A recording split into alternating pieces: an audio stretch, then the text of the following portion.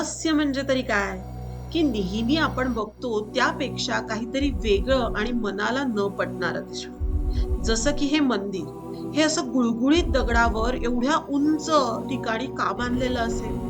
नेहमी द्वारपाल जे बाहेरच्या बाजूला तोंड करून असतात, ते द्वारपाल असे आतल्या बाजूला तोंड करून का बरं उभे असतील? या मंदिरावरची सर्व शिल्प अशी वरच्या बाजूला बोट का दाखवतायत? नक्की या मंदिरातून कोणाला संपर्क करत असतील? याच्या मध्ये जे खालच्या बाजूला स्तंभ धरून बसलेली छोटी माणसं दाखवलीत, ती अशी घाबरून बसल्यासारखी का दाखवलीत? बरे इतर मंदिरांना वर शिखर असतं, कळस असतं, पण या मंदिराला वर काहीच नाहीये, फक्त सपाट भाग आहे. असं का बरं? या सगळ्याच गोष्टींमुळे इथलं रहस्य अजूनच वाढायला लागलं. चला तर आधी ही वास्तू पूर्ण बघूया आणि मग त्याचा वैज्ञानिक रहस्य काय दडलेलं आहे ना, ते आपण शोधून काढूया.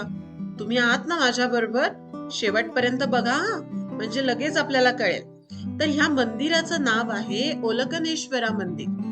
याचा अर्थ असा होतो ज्याला 3 डोळे आहेत आणि त्याच्या डोक्यावर चंद्रकोर आहे. असं कोण माहितीये तुम्हाला ना? मग लगेच कमेंट बॉक्स मध्ये सांगा मी कोणाबद्दल बोलतीये ते. मंदिराच्या इथे आल्यानंतर तिथे दिसलं की खाली हे गुहा मंदिर आहे आणि ह्या गुहा मंदिराच्या दगडाच्या वर हे बांधलेलं मंदिर आहे. याला ओलकनेश्वरा मंदिर म्हणतात. आधी आपण गुहा मंदिरात जाऊन बघूया इथे काय काय दडलंय ते. इथे एक सुंदर शिल्प दिसतंय हा. थोडं लांबून बघूया म्हणजे एक्झॅक्टली हे शिल्प कसलं आहे कळेल. तर मंदिरात गेल्यानंतर उजव्या साईडला आम्हाला हे शिल्प दिसलं. अरे वा, हे महिषासुरमर्दिनीचं शिल्प आहे. अच्छा, म्हणूनच याला महिषासुरमर्दिनी मंडप असं म्हणतात. अशा ठिकाणी एक फोटो झालाच पाहिजे. आणि ह्याच्या बाजूला इथे गर्भगृहासारखं दिसतंय, इथे देखील एक शिल्प आहे, पण हे गर्भगृह नाहीये. हे शिल्प आहे शंकर, पार्वती आणि त्यांच्या मांडीवर बसलेला स्कंद म्हणजे कार्तिक स्वामी. हे शिल्प अजून कुठे बघितले आठवतंय? शोर टेम्पल मध्ये. त्याचा व्हिडिओ नसेल बघितला तर लगेच बघा या व्हिडिओ नंतर. आणि हे डाव्या बाजूला आहे शेषशाही विष्णू. म्हणजे हे शिल्प बघताना मला असं वाटलं खरंच विष्णुदेव माझ्या समोर झोपलेले आहेत आणि त्यांनी झोपेत असताना मी त्यांचे पाय पकडले. इतकं अप्रतिम शिल्प आहे हे. तुम्हाला पण वाटतंय ना? मग लगेच लाईक करून टाका तुम्हाला जर हे शिल्प आवडलं असेल तर. हे सगळे ध्यान मुद्रेत आहेत. तोपर्यंत यांना सोनल आदित्यवर सोपवून आम्ही वरचं मंदिर बघायला जातोय. चला चला तुम्ही पण. तुम्हाला पूर्वा सूरजवरचे व्हिडिओ बघायला आवडतात ना? आवडत असतील तर लाईक करायला का विसरताय? पटकन आत्ताच लाईक करून टाका. दुसरी गोष्ट, जे कोणी सबस्क्राईब न करता व्हिडिओ बघतायत त्या सगळ्यांसाठी लवकर सबस्क्राईब करून टाका. आपल्याला लवकरात लवकर सबस्क्रायबर्स पूर्ण करायचे आहेत. आणि त्याच बरोबरीने जर तुम्हाला व्हिडिओ आवडत नसतील तर सगळ्या तुम्हाला न आवडणाऱ्या लोकांना पाठवून द्या, म्हणजे बदला घ्या. एकंदरीत काय मस्त आमचे व्हिडिओ शेअर करा. काय मंदिराकडे वर जाताना बऱ्यापैकी पायऱ्या आहेत, पण रस्ता खूप निमुळता आणि त्यात त्या दिवशी गर्दी पण खूप होती, त्यामुळे नीट चालता येत नव्हतं. पण वर गेल्यानंतर असं मस्त समुद्र बघून तर छान वाटलं. आणि त्यात मंदिराच्या इथे गेल्यानंतर लक्ष वेधून घेतलं तर तिथल्या द्वारपालांनी यांचे चेहरे थोडे वेगळेच आहेत ना. त्याचप्रमाणे देवळाच्या इथे मागच्या बाजूला हे शिल्प दिसलं.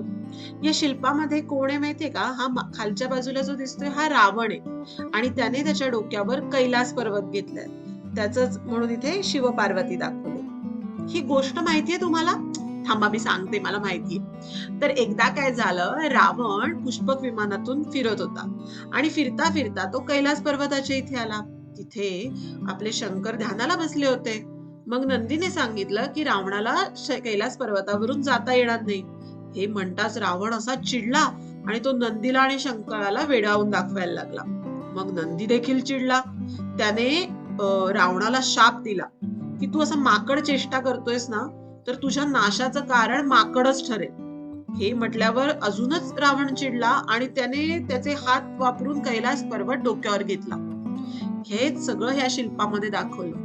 अशी शिल्प भारतात वेगवेगळ्या मंदिरांमध्ये आपल्याला बघायला मिळतात. आणि ह्याच्याप्रमाणेच इथे अनेक शिल्प आहेत जी शंकराला समर्पित आहेत. मगाशी जे आपण असं हात वर केलेलं जे शिल्प बघितलं ना, ते कदाचित तांडव नृत्य करणारे शंकर असावे.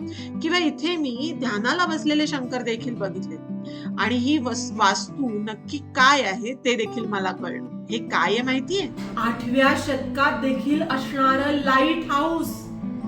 पटत नाहीये? अहो खरंच होतं, कारण महाबलीपुरम हे अतिशय महत्वाचं ठिकाण होतं सागरी व्यापारासाठी. तुम्ही नक्की आधीचा व्हिडिओ बघितलेला नाहीये.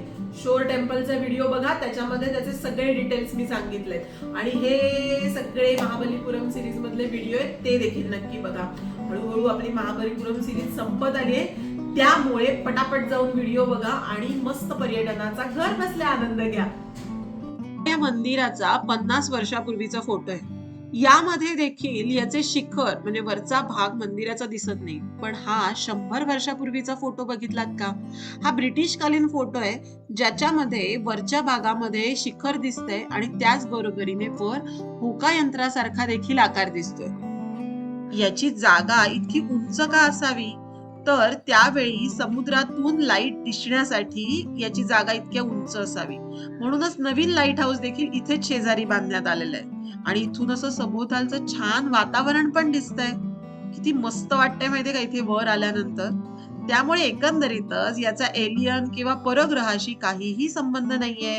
पण कुठली टेक्नॉलॉजी नसताना इतकं सुंदर मंदिर इतक्या कठीण ठिकाणी कसं बरं बांधलं असेल? हा नक्कीच एक चमत्कार आहे. बरोबर आहे ना? अशीच होती ही आजची गोष्ट. या सुंदर बांधलेल्या मंदिराची, इथल्या शिल्पांची आणि अजूनही रहस्य वाटणाऱ्या द्वारपालांची. आवडला ना व्हिडिओ? असेच वेगवेगळे व्हिडिओ घेऊन आपण भेटत राहूया. त्यासाठी फिरायला पाहिजे, त्यामुळे आम्ही फिरत राहू, आपण भेटत राहू आणि वेगवेगळ्या गोष्टी शोधून काढू. तोपर्यंत बाय बाय.